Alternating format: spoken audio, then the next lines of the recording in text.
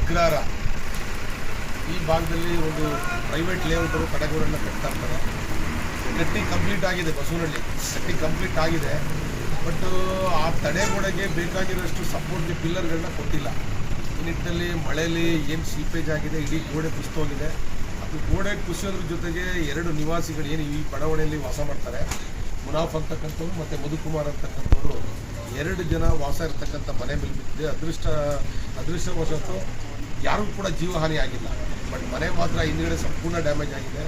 ನಾನೀಗ ಲೇಔಟ್ ಮಾಡ್ತಾ ಇರ್ತಕ್ಕಂಥವ್ರ ಮ್ಯಾನೇಜರ್ನ ಸಂಪರ್ಕ ಮಾಡಿಲ್ಲ, ಅವ್ರಿನ್ನೂ ಸಂಪರ್ಕಕ್ಕೆ ಸಿಕ್ಕಿಲ್ಲ. ನಮ್ಮ ಉದ್ದೇಶ ಮಕ್ಕಳೆಲ್ಲ ಮಲಗಿದ್ದಾರೆ, ಇನ್ನಿಕ್ಕೆ ಏನೂ ಕೂಡ ಆಗಿಲ್ಲ. ಇದು ನಮಗೊಂದು ರೀತಿ ಒಂದು ಅನುಕೂಲ, ಯಾಕೆಂದರೆ ಯಾರ್ದಾದ್ರು ಜೀವಹಾನಿ ಆಗಿದ್ದರೆ ತುಂಬ ದೊಡ್ಡ ನಷ್ಟ ಆಗ್ತಕ್ಕಂಥದ್ದು. ಹಾಗಾಗಿ ಈಗ ಅವ್ರನ್ನ ಕರೆಸಿ ಆದಷ್ಟು ಬೇಗ ಇದನ್ನ ಕ್ಲಿಯರ್ ಮಾಡಿಸಿ ಸಾರ್ವಜನಿಕ ಆಗಿರ್ತಕ್ಕಂಥ ನಷ್ಟವನ್ನು ಭರಿಸೋ ಅಂತ ಕೆಲಸ ಮಾಡ್ತೀವಿ.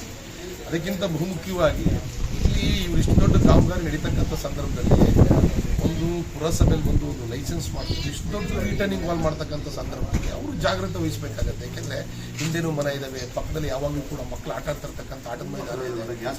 ಹಾಗಾಗಿ ಈ ರೀತಿ ಇನ್ನು ಮುಂದೆ ಆಗದ ರೀತಿಯಲ್ಲಿ ಮುನ್ನೆಚ್ಚರಿಕೆಯನ್ನು ವಹಿಸಿ ನಾನು ಪುರಸಭೆಯಲ್ಲಿ ಆದಷ್ಟು ಬೇಗ ಒಂದು ಸಭೆನ ಮಾಡಿ, ತಹಸೀಲ್ದಾರ್ ಅವರು ಕೂಡ ಬಂದಿದ್ದಾರೆ, ಮಾಡಿ ಈ ರೀತಿ ಎಲ್ಲಿ ಲ್ಯಾಂಡ್ ಸ್ಲೈಡ್ ಆಗುತ್ತೆ ಅದಕ್ಕೆ ಸಂಬಂಧಪಟ್ಟಂಗೆ ಇನ್ನು ಮುಂದೆ ಆಗದ ರೀತಿಯಲ್ಲಿ ಜಾಗ್ರತೆ ವಹಿಸೋ ನಿಟ್ಟಿನಲ್ಲಿ ಎಲ್ಲಿ ಈ ರೀತಿ ಜಾಗಗಳಿದ್ದಾವೆ ಆದಷ್ಟು ಅವ್ರನ್ನ ಬೇರೆ ಕಡೆ ಶಿಫ್ಟ್ ಮಾಡ್ತಕ್ಕಂಥ ಕೆಲಸವನ್ನು ನಾವು ಮಾಡ್ತೀವಿ ಅಂತೇಳಿ ಸಂದರ್ಭದಲ್ಲಿ ಇಲಾಖೆ ರಾತ್ರಿ ಒಂದು 2 ಗಂಟೆ ಸಂದರ್ಭದಲ್ಲಿ ಒಂದು ದಿಢೀರ್ ಅಂತ ಭಾರಿ ಗಾತ್ರದಲ್ಲಿ ಒಂದು ಸೌಂಡ್ ಬಂತು.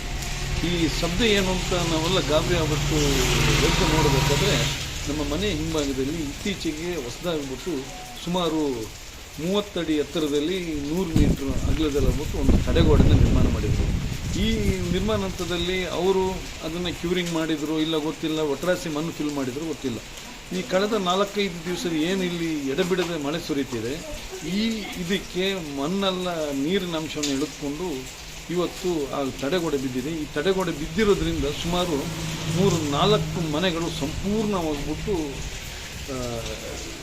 ನೆಲಸಮವಾಗಿದೆ.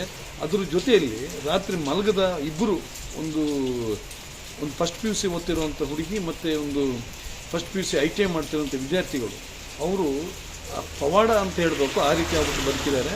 ಆಮೇಲೆ ಇದಕ್ಕೆಲ್ಲ ಕಾರಣ ಏನಂತಂದರೆ ಅಧಿಕಾರಿಗಳು ಲೇಔಟ್ ಮಾಡಬೇಕಾದ್ರೆ, ಟೌನ್ ಪ್ಲ್ಯಾನ್ ಮಾಡಬೇಕಾದ್ರೆ ಅವರು ಇದು ಮಾಡೋದಿಲ್ಲ. ಒಬ್ಬ ಡೆವಲಪರು ಏನು ಮಾಡ್ತಾನಂದ್ರೆ ಹಣದ ಆಸೆಗೋಸ್ಕರ ಡೆವಲಪ್ಮೆಂಟ್ ಮಾಡ್ತಾನೆ.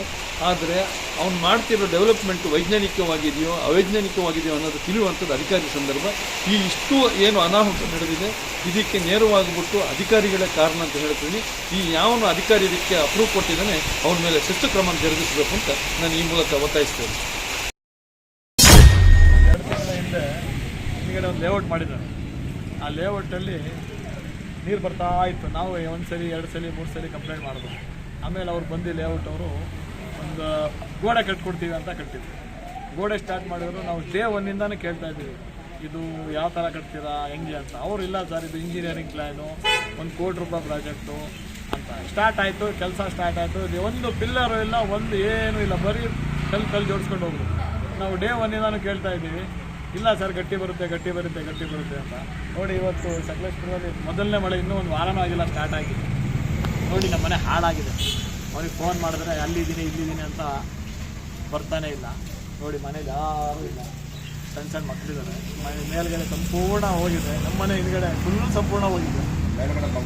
MLA ಅವರು ಜಸ್ಟ್ ಒಬ್ಬರು ಹೋಗ್ಬೇಕಿತ್ತು, ಅನಾಹುತ ಏನೂ ಆಗಿಲ್ಲ. ನೋಡಿ ನೀವು ಆ ಕಡೆ ನೋಡಿ ಯಾವ ಥರ ಆಗಿದೆ,